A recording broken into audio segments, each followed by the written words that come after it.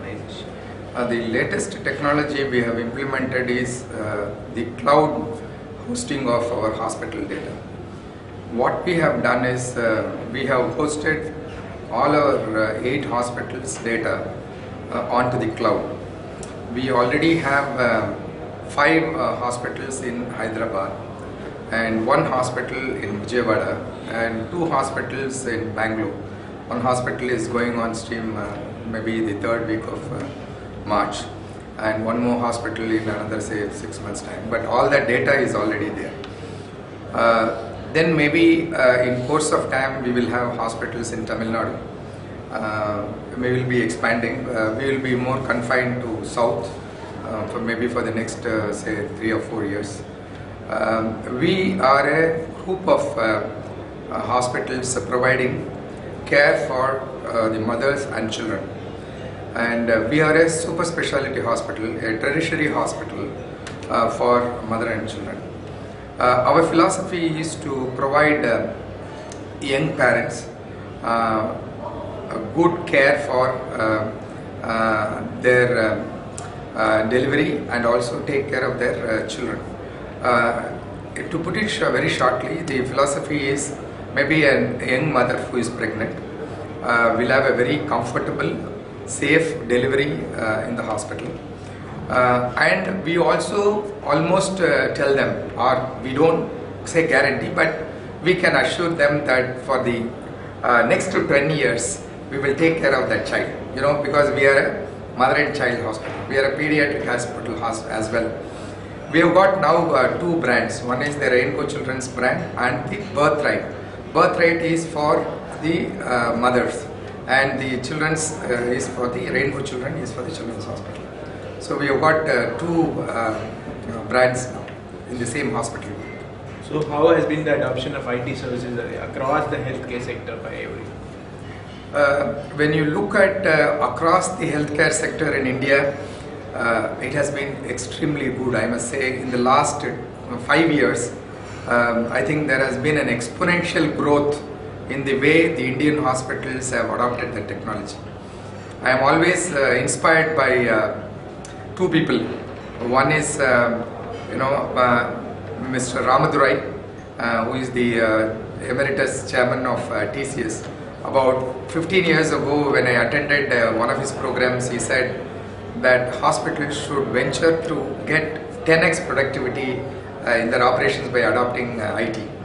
He talked about 10 times or more than 10 times improvement in productivity and quality, not a marginal increase of 10% and 20%. And I think that really inspired me about 15 years ago. And very recently, when I heard Mr. Satya Nadala's interview in the YouTube, when he took over as the chairman of Microsoft, he was talking about mobile first and cloud first. And it was at that time, we were really implementing this cloud-based technology, and I found that what we are doing is right and we have proved right. And maybe Rainbow Group of Hospitals is one among the few hospitals in India, one among the big chains, hospital chains in India, which have adopted this cloud technology. We are also adopting the mobile technology. And we are looking at end-to-end computerization of the hospital. It is not about only electronic medical records or workflow or the back office operations like supply chain, finance and human resources. But we are also looking at other areas like voice recognition, using contactless cards, maybe energy management using Schneider software. So we are looking at end-to-end solution in the hospital sector. So what were the challenges faced by you in the initial days, and what advice you could give to the upcoming entrepreneurs? I must tell you that the challenge was maybe the change management. The first is people thought that people like us were thought that IT is a great fancy, and they thought that we are talking about high tech when it is not really required. But I had to tell them that it is not about high tech, it is not about being fanciful using it, but it really reduces the cost of operations, it improves the service delivery, it improves quality of care. But I must tell you now, It is because of the vision of my present chairman and managing director, Dr. Ramesh, who was prepared to invest and believe in the talent we have, myself and my IT team, and we have a steering committee, and the steering committee drives the entire this Rainbow Digital project, and this Rainbow Digital project is an end-to-end solution using cloud technology. What we have done is we have taken Control S in Hyderabad. They are our data center people. We have hosted all the data in their data center in Hyderabad. We have taken Airtel as the service provider for providing MPLS connectivity. And the MPLS connectivity is a high-speed broadband connectivity. And we have also taken Vodafone as the secondary connectivity. We have a primary connectivity, a secondary connectivity from Airtel, and then we also have a standby connectivity from Vodafone. That means we have redundancies built in. Then we have taken HIS software from a company called Tesla, and they are a company, a foreign company. Previously they were called Idea Objects or Health Objects, and now it has been acquired by this Tesla, and we have implemented already in 4 places, and we are in the process of rolling out in other hospitals as well. But the data is already hosted in the data center. How do you plan to keep your medical staff updated about the new IT implementations? What is very interesting in our hospital is that the average age of our consultants is about, I would say, 40 to 45. So there was no problem in those people understanding IT per se. But maybe we had to explain to them how to use electronic medical records. And we had to enable certain things like providing a computer facility in the consulting rooms, and maybe organizing some training sessions. And I think it went off very well. And I should say that my consultants are my inspiration.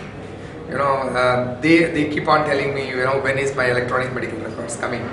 And they come and tell me, this is working very well, and it has really made our jobs easier. I think that really helps us to go forward. So you implemented the cloud technology. How you feel that cloud technology will help the healthcare sector in the coming years? Sir, cloud technology is the answer for most of our problems in the IT sector in healthcare.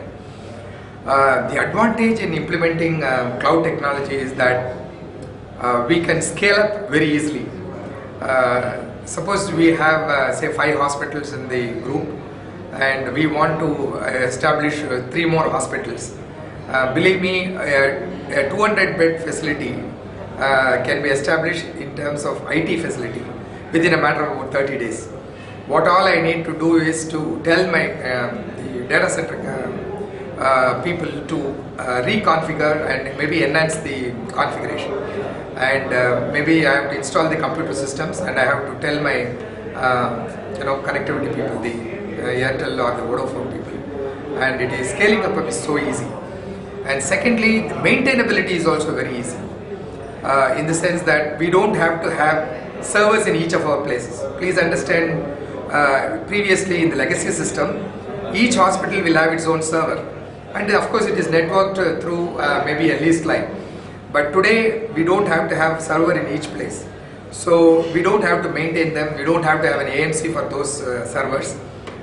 Thirdly, we don't have to have IT people who are expertise in managing some licensed software like OS, Microsoft OS, or maybe open source. We don't have to have them because those services are managed by the control center people. So our dependence on the IT expertise has come down, scalability has improved, maintainability has improved, productivity has gone up by 10x. Productivity has gone up by 10x. For example, when I integrated all my laboratory equipments, on one day I was able to eliminate about 1,000 entries in the system. So because each of those hospitals had the same laboratory equipment, and once I had configured and interfaced in one hospital, it got configured in all the other hospitals. So once I configured and interfaced, then on one day I could eliminate maybe 200 entries, 300 entries in each hospital, and in course of time, several thousand entries will be eliminated. Similarly, in the case of say HRMS, human resource development, when we wanted to have leave applications done, previously they used to do it through a leave application card or maybe a paper and all that. All that got eliminated when we implemented a leave management system. So on one day we said no more 700 leave application cards. So people didn't have to come and take approval in the card. They don't have to update the leave account and leave record, and wage management became very, very easy. And you must also understand that we don't have to establish servers in the future hospitals. According to you, what more needs to be done in the healthcare sector? According to me, I think we need to educate the hospital promoters, we need to educate the consultants, we need to train our staff, and also tell them that IT is a very important component of the healthcare system. IT should not be looked as an addition to just an addition to the hospital. They should not say, I also have an electronic medical records. I think they should say, without electronic medical records, they should not run a hospital. My intuition tells me, at least if you call it my vision, I think in course of time you will see what started as a EDP manager. In those days, about 5 years ago or 10 years ago, when you had an IT department, they used to call him as an EDP manager. Then over a period of time, when telecom and all came in, and when PRI lines and all that came in, so IT department became an ICT department, Information Communication Technology department. So when that happened, then people talked about CIOs. They didn't talk about EDP manager. Maybe they talked about as an IT manager. Now they are talking about CIOs, Chief Information Officer. But a stage is coming with the Internet of Things coming in. This Internet of Things will work in conjunction with the medical equipment and the IT. And so the biomedical engineering also may become a part of the technology management. So you will find that the biomedical equipments will start talking to the IT systems. So when they start talking to the IT systems, then the person who is managing the biomedical engineering department, the person who is managing the IT department should work together. So I think a stage has come when hospitals should have a CTO. They should have the Chief Technology Officer. So they should graduate from CIO to CTO. So when they will manage the IT system, they will manage the telecom system, they will manage the facilities engineering, they will manage the biomedical engineering. Like you have the COO, you will have the CFO, you will have the CTO, then you have a CMO, that is, you may call it as a Chief Marketing Officer, and you will have a medical director. So you will have a medical director, a Chief of Marketing and Sales, you will have a Chief Technology Officer, a CFO, and a Chief Operations Officer reporting to the Chairman and Managing Director. I think that is how the whole scenario will emerge in another 5 or 6 years. Thank you so much for the interview, sir. Thank you very much. It was a pleasure talking.